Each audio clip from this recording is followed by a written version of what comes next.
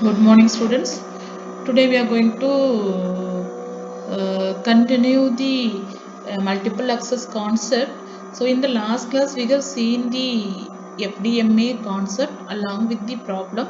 So, I have given the problems for your practice, and I have seen that you all have submitted the problem with the solution. So, I appreciate your efforts also. And similar to the FDMA, we are going to continue the multiple access in this class also. So the second type of multiple access, that is time division multiple access, right? So what is the main difference between frequency division and time division multiple access? So here the concept is unique. That is, the available limited spectrum can be used for increased number of mobile users at present. That is the meaning. So we have to accommodate multiple users in the available limited spectrum. That is the objective for all the multiple access. So in frequency division multiple access, here the division among the multiple user, it is in terms of the frequency, that is called as frequency division multiple access. Whereas in time division multiple access,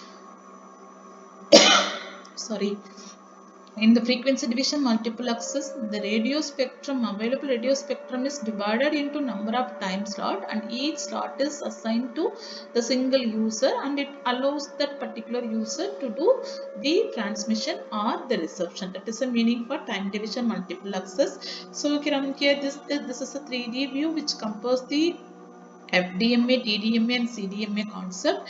Here you see here the allocation of the radio spectrum from channel 1 to channel n, it is done in terms of time slot division. So here this is the total time slot, and this time slot has been divided into number of slot, and each slot is assigned to the individual user. So the n number of channels has been assigned in a given time slot by time division. That is the meaning for time division multiple access. And here are the features of time division multiple access. So here what is the TDMA? TDMA share a single carrier frequency with several users. You know that. So here in terms of time slot, in order to avoid the overlapping, right? So data transmission for user of TDMA slot is not continuous, right? This is not the case in FDMA. So in FDMA, you can do the simultaneous and continuous communication, right? But that is not the case in TDMA.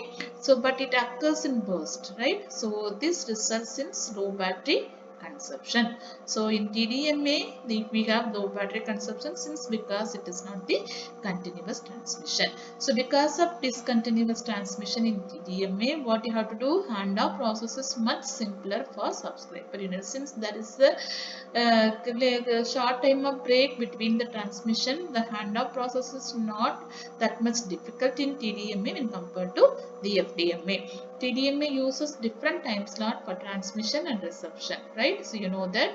So thus it does not need duplexer because the transmission is different and the reception is different. So there is no need to do the duplexer, right? So but in FDMA we need duplexer. And the next one is adaptive equalization is necessary in TDMA, whereas this is not the case in FDMA. There is no such equalization required since because of the intersimple interferences very low in FDMA, right? Then TDMA, the guard time should be minimized. Guard time, since this is the time division multiple access, right? So the guard time should be minimized. That is not the case in FDMA. Since the FDMA is a frequency division multiple access, we need to take into consideration of the guard time in between the two subsequent bandwidth in order to avoid the adjacent channel interferences. But here the guard time can be minimized. High synchronization overhead is required. This is the reverse case in FDMA, right? So there is no overhead process. There is no dedicated overhead process needed in FDMA, whereas here in high synchronization overhead is required, right? Then next, it is possible to allocate different number of time slot per frame to different users. So these are some of the features of the TDMA. So this is a diagram which explains the TDMA frame. So one TDMA frame comprises of 3 slots: preamble, information message, and trial bit. And preamble, this is the just an warning message, right?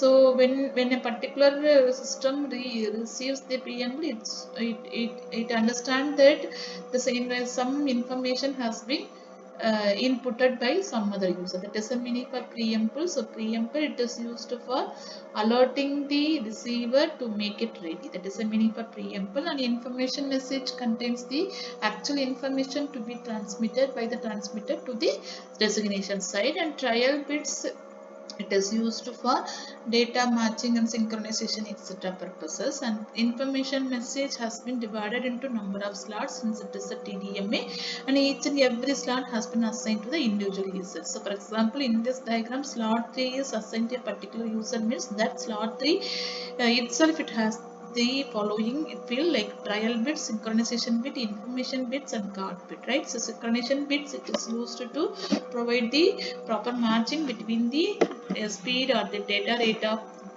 data rate between the transmitter and the receiver.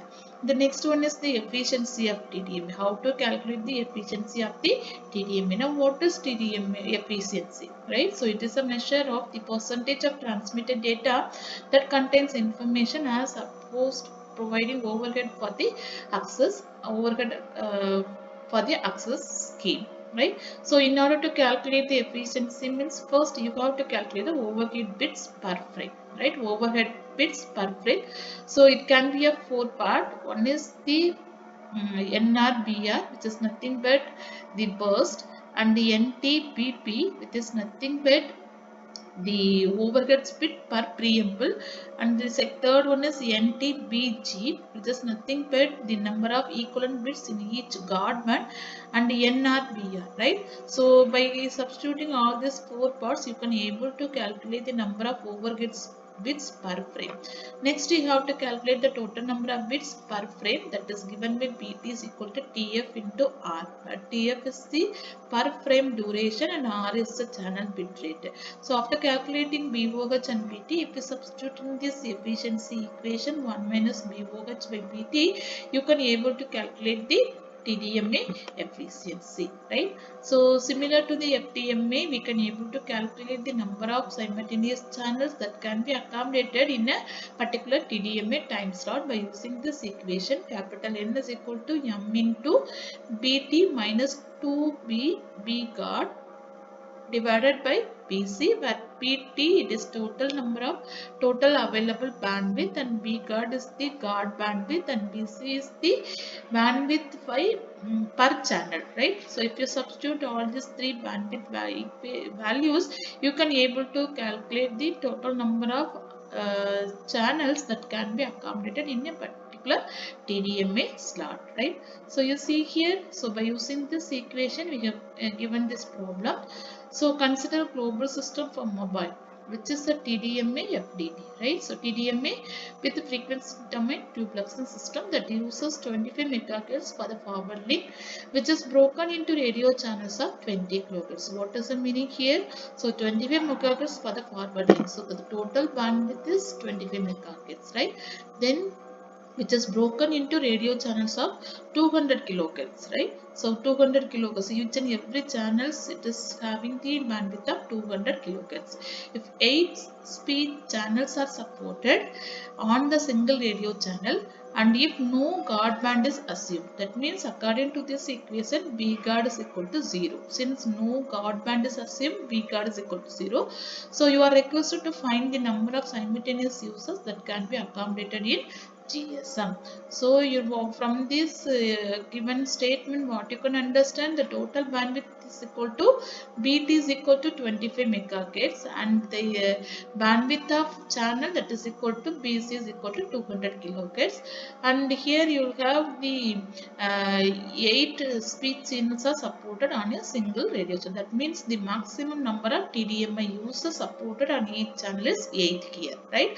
So if you substitute all these 3 values in the given equation, that is N is equal to M into BT minus 2 into B guard bar divided by BC, you can able to calculate the total number of channels capital N, which comes arise as 1000 here. So GSM can accommodate 1000 simultaneous users according to this given data.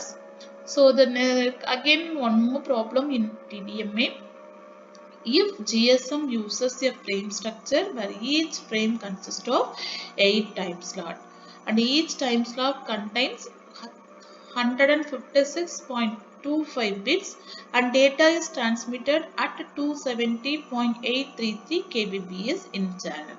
Find the time slot of bit, time duration of slot, time duration of frame, and how long much a user occupying a single time slot must wait between two simultaneous transmission, right? So what are the things it is given, you have to understand. So the total number of slot is 8, that is the first data, and the time, each time slot, right? So the total time duration for one slot is 156.25 bits, right?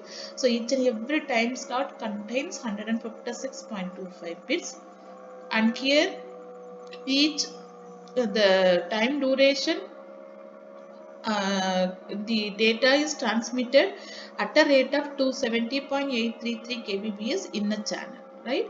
So the data rate for the channel is given.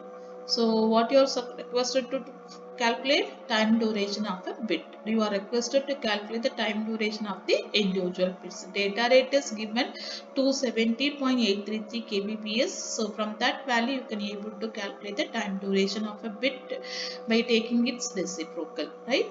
Then next what you have to find the time duration of a slot. Time duration of a slot. So here the given data, one more data is given. Each time slot contains 156.25 bits, right?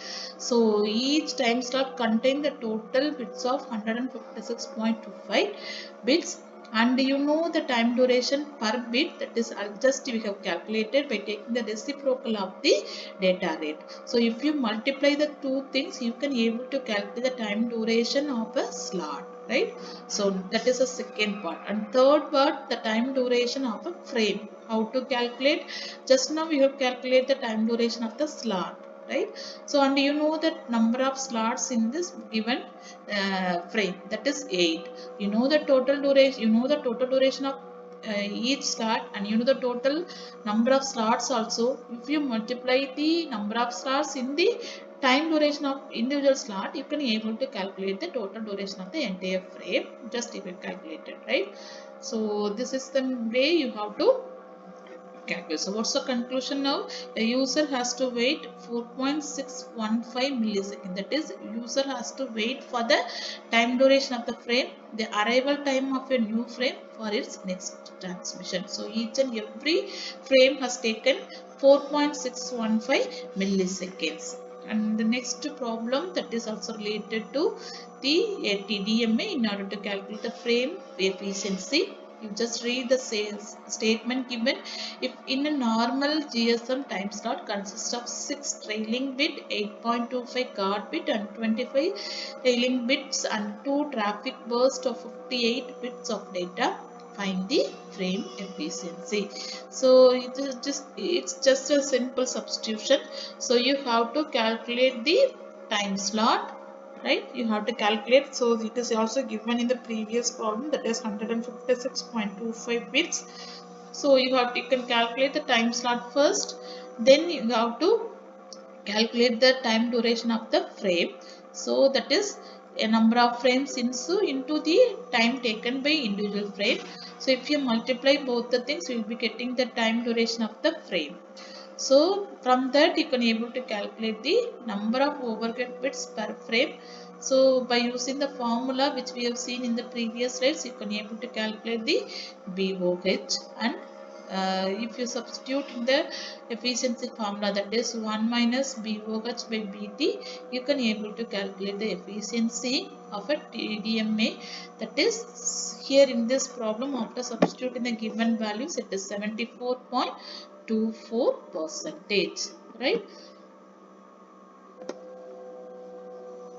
So here we have seen three problems. One is related to how to calculate the efficiency of TDMA, and how to calculate the different times for bit, slot and frame, and how to calculate the simultaneous channels that can be accommodated in a particular FTDMA. Excuse me. So similar to the problem, similar to the previous class, I am going to give the assignments problem for you. You have to work all the problems and you have to submit the answer before the next class.